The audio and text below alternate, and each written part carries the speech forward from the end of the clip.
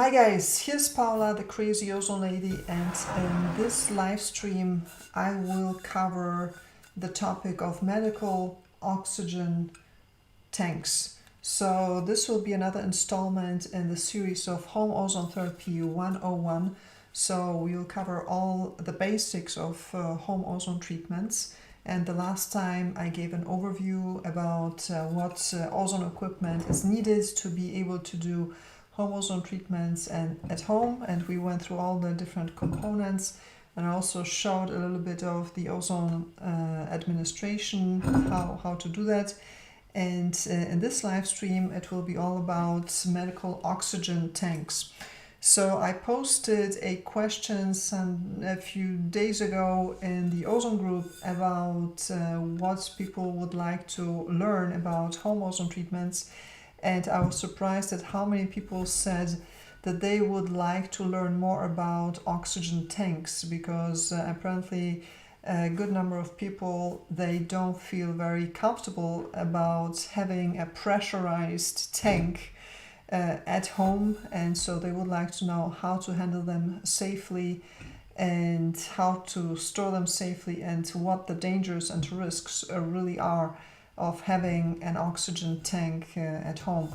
So I will cover all of this and more. And so here I prepared an overview of what I will talk about in this live stream. So the first point is what is medical oxygen? So I will explain what that is, how is medical oxygen different from other types of oxygen. Then we will talk also about different medical oxygen tanks, because there are different types of medical oxygen. So we will talk also about that. We will talk about the valve of the oxygen tank. So this is the valve, and it can be either a straight post or a so-called toggle. And I will also demonstrate and I will show what the differences are, what the pros and cons, and why this is important when dealing with oxygen tanks. Then the next point will be how to secure the tank, because you want to handle the tank in a very specific manner. So you want to make sure that it is not a risk, it is not a danger in your home. So we will cover that as well. The next point will be also more into that topic. So how to handle the tank, where can you store it, where can you not store it, how to open the tank, because there is a wrong and a right way to do this, and so how to open and how to close it properly. And the last point will be how to use the regulator, because every oxygen source requires a regulator that produces low flows. So if you're doing home ozone treatments, you need low flow regulators that go with this. So this will be the last topic. And before we start, please remember to to subscribe to my newsletter. So just go to thepowerofozone.com/news, type in your email address, and you will be subscribed to all the craziness, to all the method behind the madness of the crazy ozone lady. All right, so let's start with the first question. What is medical oxygen? So medical oxygen, so there's a difference between medical oxygen tanks. So medical oxygen, first of all, is, there are different definitions depending on where you are and which country you are. But in general, medical oxygen is understood as oxygen of at least 99.5% purity. And medical oxygen in some countries requires a prescription from your doctor. Not always, but in certain states, in the United States, for example, you will need a prescription to get medical oxygen. Although this has also loosened up in at least one state. So in the state of Georgia, you can actually buy medical oxygen tanks, so filled medical oxygen tanks without a prescription, and they will be shipped directly to you. So you can buy a filled medical oxygen tank with medical oxygen without needing to go to a doctor and ask for a prescription. But you do need to be either in the contiguous USA or Canada. So this excludes Alaska, Hawaii, and I believe Puerto Rico. If you're anywhere in the rest of the states or Canada, then you can just buy the thing online and it will be mailed directly to your home. So let me show you this actually. So this is this place here. And by the way, I'm not getting any kickbacks or anything from this company for promoting them. And so they have here a drop down menu, and by the way, you will find a link here to this shop in the description below the video. So they have a drop down menu. Hold on, let me hide this here. And you just select cylinder in the drop down menu. And what will you see here for $125? Okay, why doesn't the picture change? The picture should change to the tank. I'm not sure why it does not change to the tank here. So when you buy the cylinder, you just get the tank, the filled tank for $125, which I think is pretty good. The tank, this is a size E cylinder. And I believe this is either 400 or 680 liters capacity. So either way, this is a pretty good deal. And then when the tank is empty, then you will just get a refill for BAM $35 plus shipping. So this is pretty good. So you will get basically 99.5% pure oxygen without a prescription. So yeah, medical oxygen. So number one, this is at least 99.5% pure. Number two, in some cases, a doctor's prescription is needed.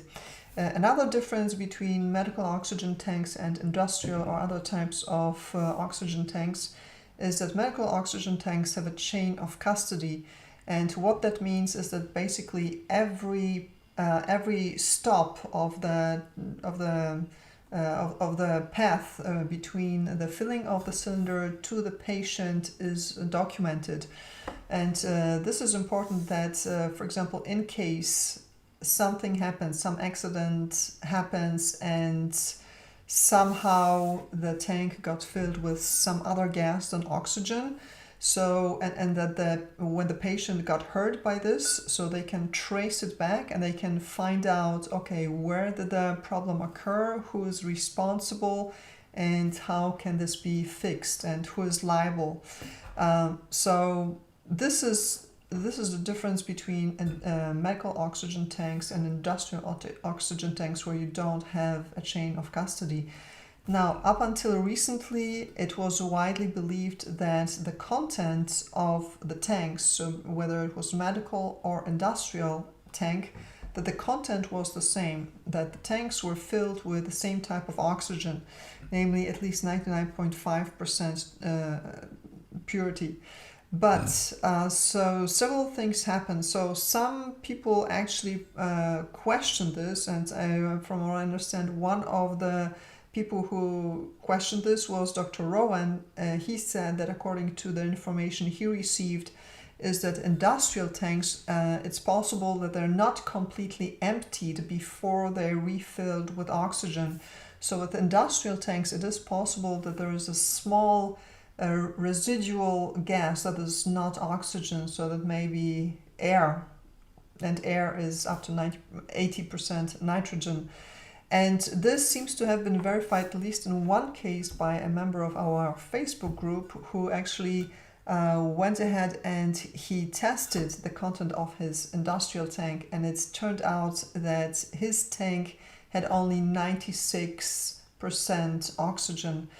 So it was an industrial tank and has 96 point something percent oxygen. So it seems that the often believed thing that basically industrial, whether industrial or medical oxygen tanks, they have the same type of oxygen, is not necessarily true. So industrial tanks it is absolutely possible that they have a lower oxygen content. So this is important in my opinion, especially for people who do DIV ozone injections or really any type of ozone injections. There you want to have oxygen of at least 99% purity. So I personally, I would not use industrial oxygen for DIV injections. So, okay, so yeah, so this is medical oxygen. So next point is different medical oxygen tanks. So there's some like CGA 870 and CGA 540. And what those things describe are the valves of the tanks. So CGA 870, so this is this type of valve. So this part here, this is the valve. So this is basically the closure that goes on top of the tank. Okay, so this is a so-called straight post CGA 870 valve. And oxygen tanks, like aluminum medical oxygen tanks like this one, this is an aluminum oxygen tank, which are, so this type of oxygen tanks, they're usually given to patients, so patients who have some lung conditions, some respiratory problems, like for example COPD, or who are dealing with emphysema, I believe it's called. When they get prescribed oxygen, then they usually get these types of tanks. And the benefits, the pro here is that those tanks are pretty lightweight, so they can be either put in a cart and they can be easily transported, or if the person is in a wheelchair, then it can be stowed away at the back of the wheelchair, and they're not too heavy. But there are also other types of medical oxygen tanks that I will show here. So let me put this away. Okay, so you see here is a list of different medical oxygen tanks. So those are all medical tanks. And you see, so some of them have this CGA 870 valve, but others have this type of valve that is a CGA 540. So this is an industrial valve. And so here is the oxygen capacity. So this tells you the size of the tank. And you see that basically, so tanks of, now where does it start? It starts around here.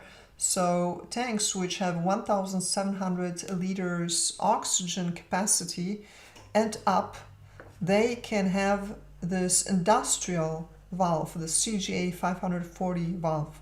So when you go to a doctor or to a dentist who use ozone, then you may have seen that they have oxygen tanks which are as big as a human being.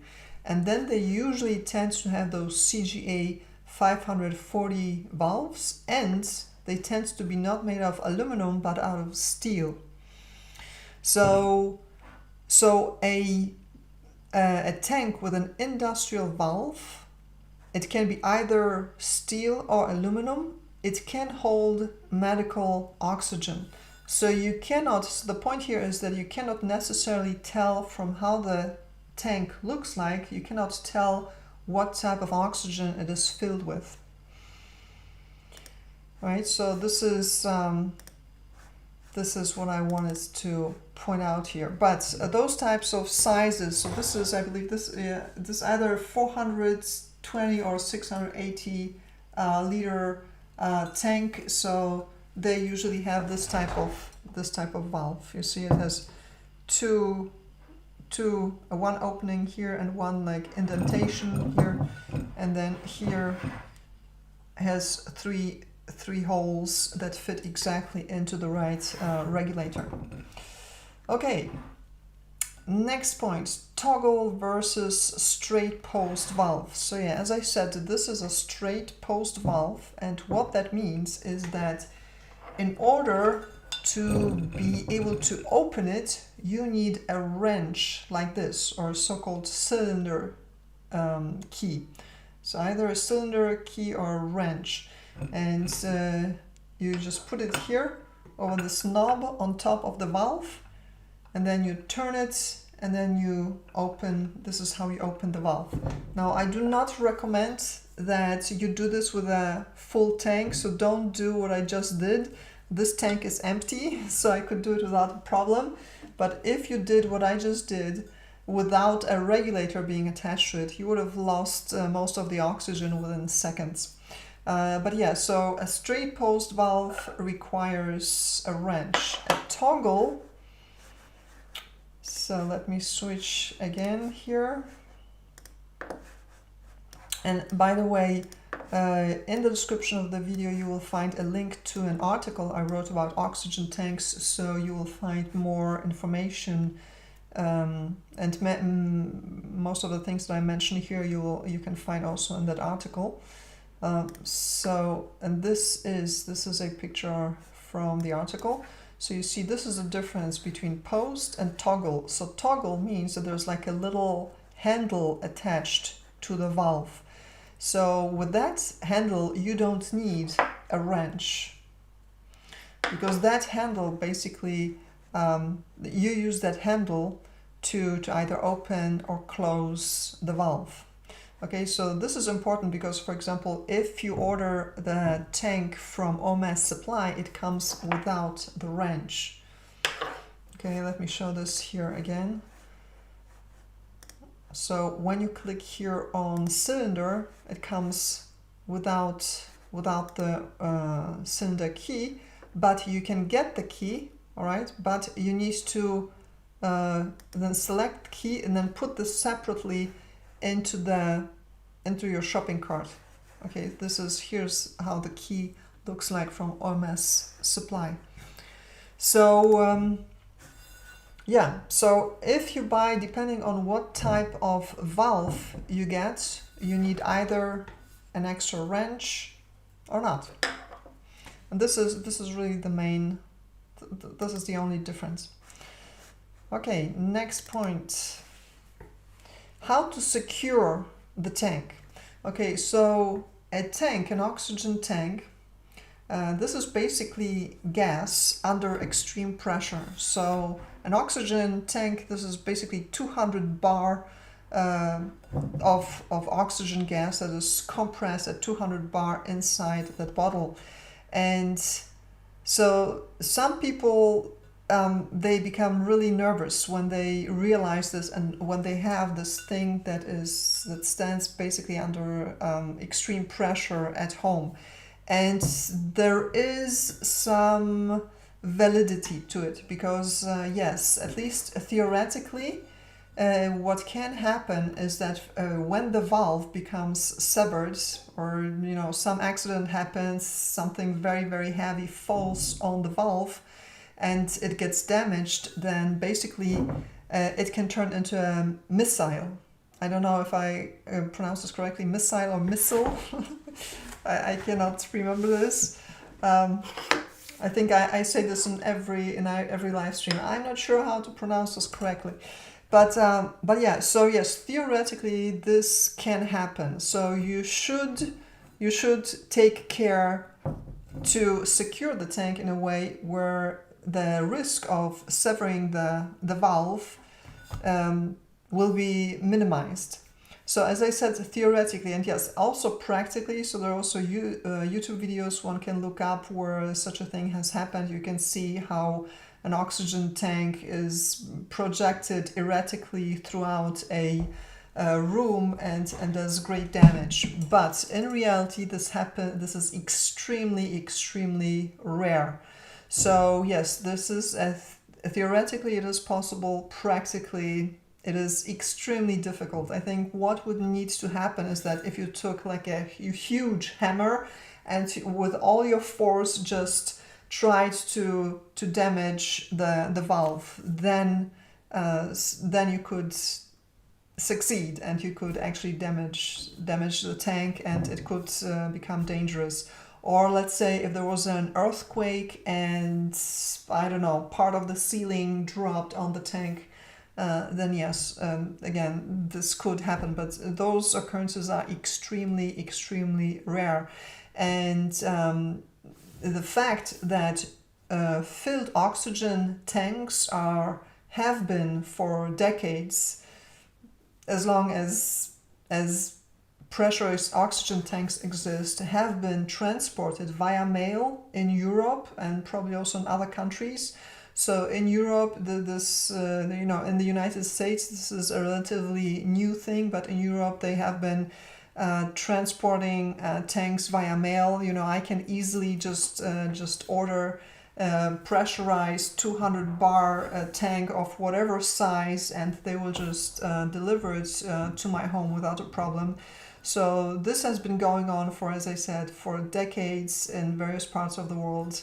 And if there was a real risk of people hurting themselves with the tanks, then this would probably not be happening. But the fact that it is happening shows really how safe it is. But nevertheless, you should not try to play football, let's say, with a tank. So you should make sure that it is somehow secured, somehow fixated, so it won't be toppled over. Don't put it in the middle of your room where people, in the path of where people are going, but instead buy a cart. So having a cart, putting the tank in a cart is one of the best ways to secure it. Especially also if you have children, small children, you also want to stow it away and make sure that children don't have access to the tank. Same with pets, which are large enough that they could topple a tank over. But for this I have also prepared something here. So yeah, a cart is one possibility. So let me show you this again. So here we saw the cart. So this is a classical solution here. Another solution is this here. Okay, so this is a camera from my iPhone, and you see here this is it's called screen mirroring, and I don't know how to remove this. You see what it says here on the left side, the slow-mo video and all those buttons here. So sorry for this, but here what I prepared. Oh wait a minute, this is not live, but okay. So nevertheless, let me show you. So you see on the right side, there is one tank. It's kind of like in a harness, and so this is one way to secure a tank. And on the left side, you see I secured, this is a small industrial tank, and I just took 2 velcro strips and I secured it to this table. So if you have a sturdy, solid table, you can attach the tank to the leg of the table. But of course, the table has to be sturdy and solid enough so that it won't topple over when you fixate the tank to the table. Okay, all right, so now we covered all the ways how to secure the tank, and also and a few other things that one needs to consider when storing an oxygen tank under pressure at home is to keep it away from open fire.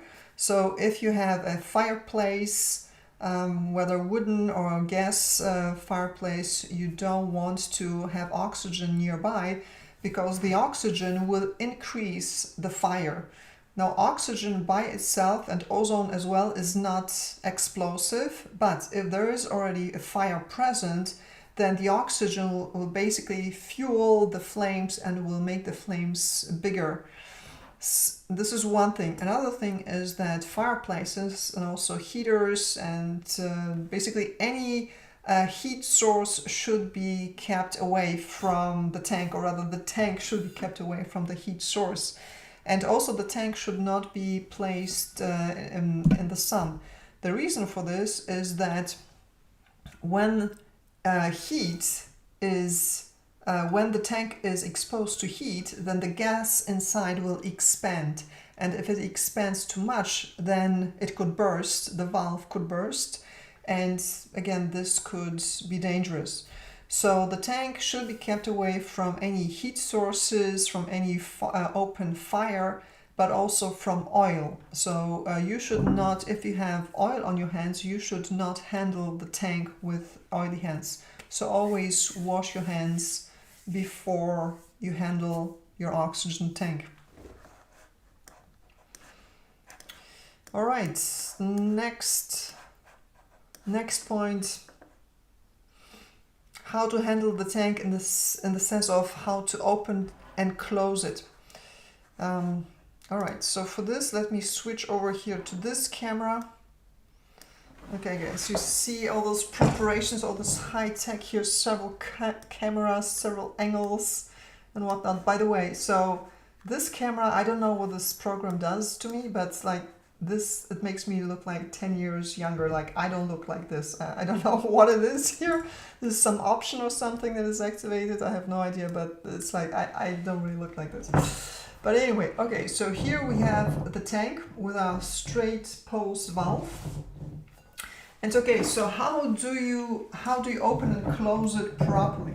So before I demonstrate this, let me do it properly. So I will first put on the regulator. Okay, well, let's go through this. Okay, so with a regulator, so how to put on the regulator, because the trick here is to make sure that the regulator is straight and it is exactly in those holes and those spots that it's supposed to be. Okay, and you may think, okay, this is pretty straightforward, but no, let me tell you, I've seen some shit. All right, okay, so here's the trick. So you see here are those two holes at the bottom and one bigger one. And this corresponds here to the regulator, where that also has here those two knobs, right? So the two knobs correspond here with those two holes. So the way to do it is put those two knobs into those two holes and then keep pressing the regulator, and you want to keep it as horizontal as possible and keep pressing it towards this side, right? And now you screw this part here on, okay? And it's done, okay? So this is how you properly attach a regulator, put on a regulator onto a medical oxygen tank. Okay, so now when you open the tank, so as I said, there's a wrong and a right way to do it. So the right way to open a tank is to just do half a turn with this key. Okay, so if the tank was full, what would happen if I turned the key just a little bit, then the gauge here would jump up and it would show me how much oxygen there is in the tank. And at that point, I would then give it another turn to basically, so that I have altogether that I have made half a turn. Okay, so I started here, and when I finish, I'm here at the opposite side. So I did exactly half a turn, and this is enough. So you don't have to open it all the way, you don't have to turn it and turn it, no, just half a turn. So you watch that the gauge jumps up, and then you make half a turn, and that's it. This is all that you need to do. Now when you close the tank, you don't want to exert too much pressure. And the reason for this is that inside the valve there is a rubber seal, and this rubber seal makes sure that there is no leakage. That keeps the valve tight and prevents any gas from escaping. Now, if you exert too much pressure on that rubber seal, okay, so if you close it like way too much, then you will damage this rubber seal, and over time there will be leakage in your oxygen tank. So So you want to make sure that you don't exert too much force when you close the tank. Okay, and the same thing also is true for the regulator. Now the regulator, I believe this was the last point, so I'm gonna merge those 2 points here. So basically there is also another rubber seal inside the regulator, and when you open and close the tank, then the regulator will be under pressure. Because, so let's do this again. So, okay, so I open the valve, and at this point the regulator is under pressure. Okay, so the regulator is at 0 when I open the valve, and now those 200 bars of oxygen, they're also inside here, inside this regulator. Okay, then I go through my ozone treatment, so I set the oxygen flow at whatever I want, let's say at 1/4, 1/8 or whatever. So I use it for, let's say, 20 minutes, half an hour. And then when I'm done, I close it again to 0. But at this point, the pressure is still inside the regulator, and you can tell this by watching the gauge.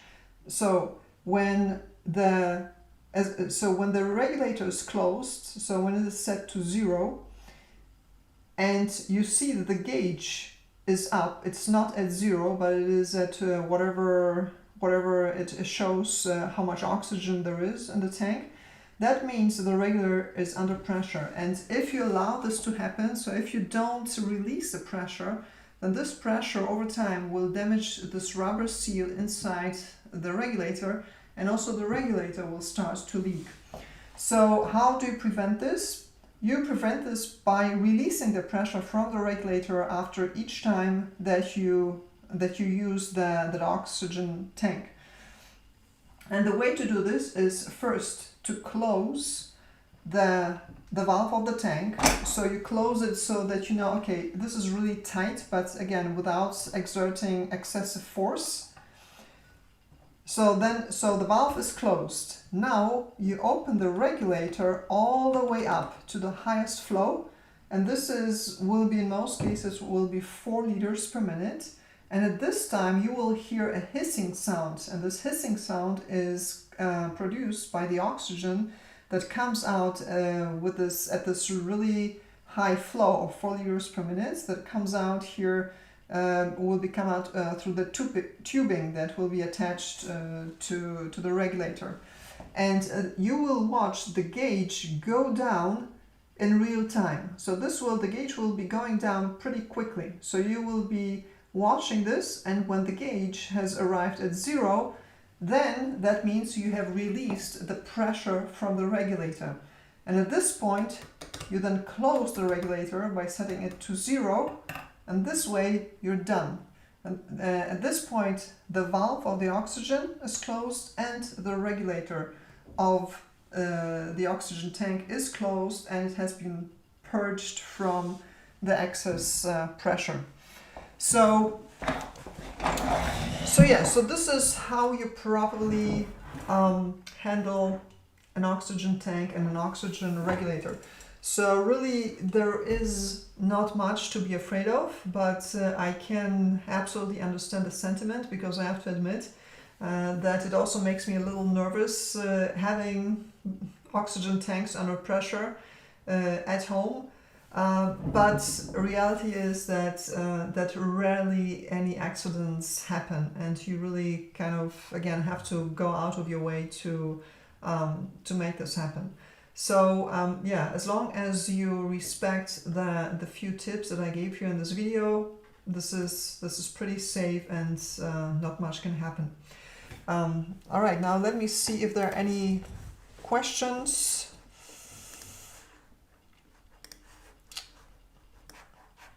No, there are no questions, no comments. Well, if you have comments or questions at some point, then just leave them below this video, and I will answer them as well as I can.